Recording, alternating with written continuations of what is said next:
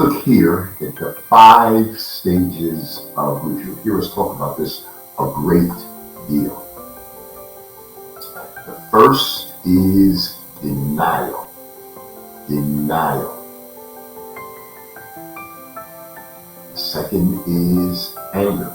Once your brain begins to accept the loss, one of the more common coping mechanisms is anger, frustration at the world, and anger surrounding the event. This emotion may help you to feel more in control, and it's a perfectly normal and healthy reaction.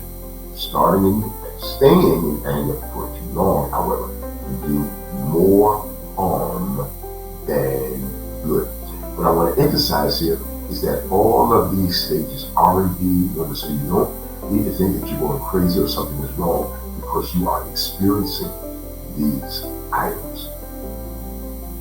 Then we're going to look at week 4, and that is bargaining. While intellectually you may understand it's too late for bargaining, it's still a common stage. During this stage, you may be obsessed with if only I had done this, if only I had done that, if only I had noticed sooner, if only I had done something differently. This stage can also bring up feelings of guilt, which add to your grief. And then in week 5, we deal with depression.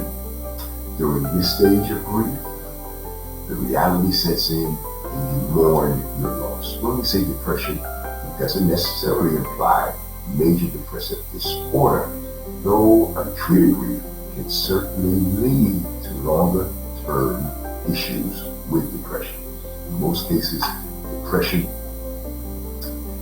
is of the grieving process, and I can assure you that it will get better with time.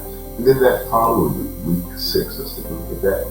And that is acceptance. This is arguably the most beneficial stage of grief, as it allows you to accept the loss and get on with your life. This acceptance does not have to mean that you're happy about what happened, but it does help you integrate the loss and move on into a healthier direction. It is Elizabeth Kubler-Ross in her groundbreaking book on death and dying presented the hypothesis that all of us, when faced with death, loss, or some acceptable fate, experience a series of these stages. First stage of grief, denial. Almost every model presented the first stage of grief is often demonstrated through denial. Denial is the refusal to accept the facts of your loss, either consciously or unconsciously. And then there's a purpose in denying, and that is that it gives us time to adjust. The feeling in this stage of denial often protect and help the individual from feeling too many emotions at one time. This stage gives the person a little time to adjust to the way things are now going to be. Understand that the purpose of denial is to protect and shield you from that loss.